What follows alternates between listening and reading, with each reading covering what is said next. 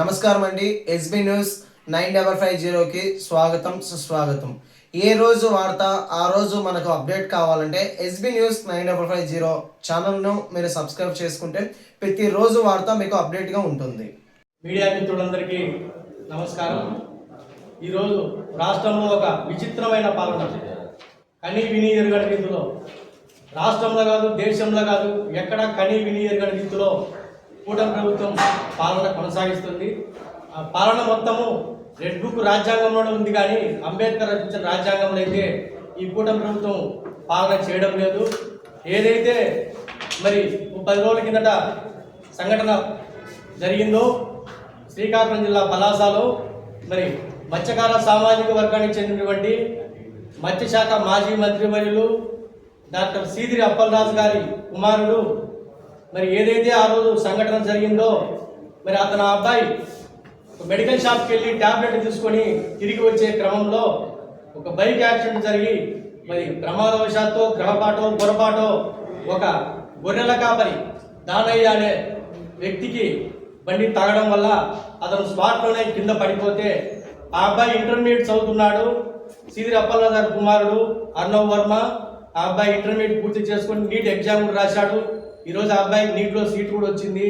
మరి తండ్రి డాక్టర్ కాబట్టి ఆ అబ్బాయి కూడా కొంత వైద్యుడు తెలుసు కాబట్టి ఆ అబ్బాయే సిపిఆర్ చేసి ఆ అబ్బాయే 108కి ఫోన్ చేసి తర్వాత వాళ్ళ తండ్రికి ఫోన్ చేసి తండ్రి వచ్చే లోపల ఆ అబ్బాయే హాస్పిటల్కు 108లో అంబులెన్స్కు ఎత్తి పంపించడం జరిగింది. మరి ప్రాణాలు కాపాడాలని వాళ్ళు కూడా ప్రయత్నం చేశారు. మరి అదే క్రమంలో ఆ అబ్బాయి కూడా చిన్న చిన్న దెబ్బలు తగిలాయి. మరి అక్కడికి చేరుకున్న సీదిరి అప్పలరాజు గారు ఆ అబ్బాయిని తోడుకొని హాస్పిటల్ తీసుకెళ్లి ఆ అబ్బాయిని హాస్పిటల్లో జాయిన్ చేశారు. మరి ఈ లోపల పోలీసు వాళ్ళకి ఇన్ఫర్మేషన్ ఇచ్చారు. పోలీసు వాళ్ళు వచ్చారు, కేసు కట్టారు. మొదటగా యాక్సిడెంట్ సంబంధించిన కేసు మాత్రమే కట్టారు. ఎప్పుడైతే ఈ విషయం నలుగురికి తెలిసి అక్కడ స్థానికంగా ఉండే ఎమ్మెల్యేకు తెలిసిందో మరి కూటమి ప్రభుత్వంలోని పెద్దలతో మాట్లాడి రాజకీయ ఒత్తిడి తెప్పించి అక్కడ ఉన్నటువంటి సిఐని ఎస్ఐని విఆర్ఏకి పంపించి మరి కొత్త వారైనటువంటి పోలీసు వాళ్ళని అక్కడ నియమించి వాళ్ళకు అనుకూలంగా వాళ్ళు చెబితే వినే విధంగా ఉన్నటువంటి పోలీసు వాళ్ళని అక్కడ వేసుకొని మరి ఈరోజు ఒక యాక్సిడెంట్ కేసే కాకుండా కుట్రకోణిత నేరపూర్వం కింద 105 సెక్షన్ పెట్టి ఈ సెక్షన్ అనేది ఎక్కువ రాయలసీమ ఏరియాలో ఎవరైతే ప్రత్యర్థులను చంపాలనుకుంటారో వాళ్ళు యాక్సిడెంట్ చేసి చంపుతారు. అటువంటి చోట మాత్రమే ఈ సెక్షన్లు పెడతారు.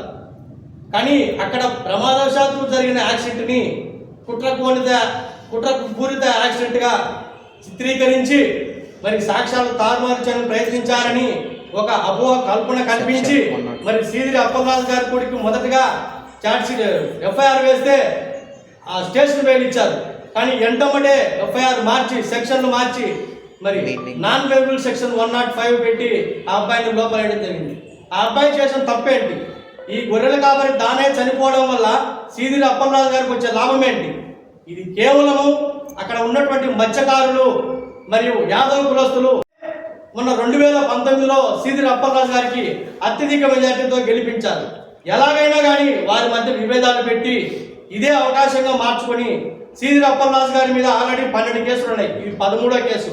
ఒక్క కేసులో కూడా నిజ నిర్ధారణ జరగలేదు, అరెస్ట్ కాలేదు. కానీ ఈ కేసులో ఎట్టి పరిస్థితుల్లో ఖచ్చితంగా ఇరికించాలనే ఉద్దేశంతో కుట్రపూరిత కోణంతోనే కేసులు పెట్టి అబ్బాయిని అరెస్ట్ చేశారు. తర్వాత పోయిన బుధవారం సీదిరి అప్పలరాజు గారిని కూడా అతి దారుణంగా 200 మంది పోలీసులు ఇంటి చుట్టూ పెట్టి ఈడ్చుకెళ్లారు.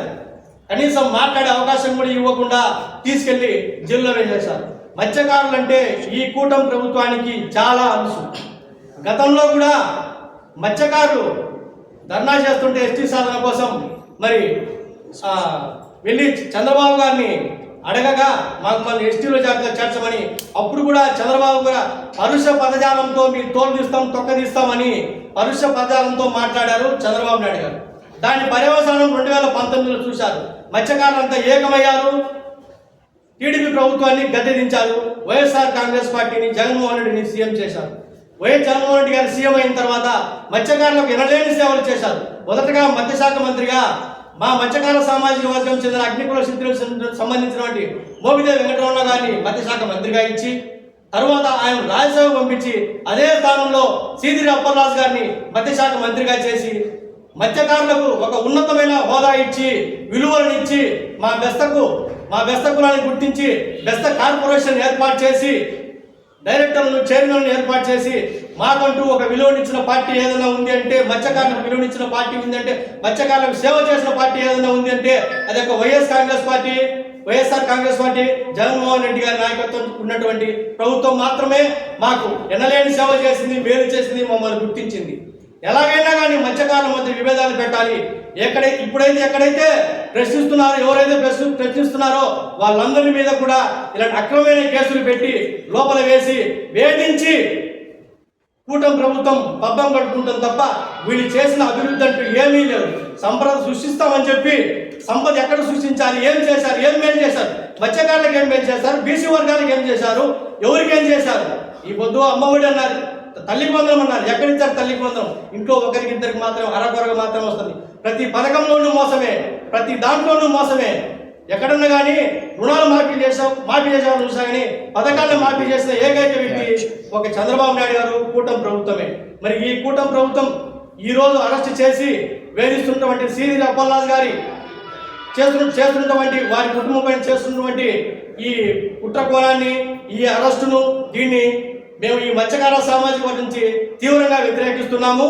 వెంటనే సీదిరి అప్పలరాజు గారి పేరు పెట్టినటువంటి కేసులు ఉపసంహరించుకొని వారి మీద ఏదైతే మీరు సెక్షన్లు పెట్టారు, నాన్ సెక్షన్లు, ఆ సెక్షన్లు ఉపసంహరించుకొని మరి సామాన్యమైన యాక్సిడెంట్ కేసు సెక్షన్లు మాత్రమే పెట్టి మరి ఈ కేసును న్యాయబద్ధంగా విచారణ చేసి మరి ఆ కుటుంబానికి న్యాయం చేయాలని, లేని పక్షంలో జిల్లాలో ఉన్నటువంటి మత్స్యకారులు అందరము, ఈ జిల్లా కాదు అన్ని జిల్లాల్లోని మత్స్యకార నాయకులతో మేము మాట్లాడడం జరిగింది. అందరం కూడా త్వరలోనే విజయవాడ సమావేశంలో కార్యాచరణ ఏ విధంగా రూపొందించుకొని ధర్నాలు, రాస్తారోకోలు, నిరసనలు, అవసరమైతే దీక్షలు కూడా చేస్తామని, కూటమి ప్రభుత్వం దిగిరాక తప్పదని, దిగి వచ్చే వరకు పోరాటం చేస్తామని మా మత్స్యకార సంఘం తరఫున వినవి చేస్తున్నాం. కందుకూరి సోమయ్య.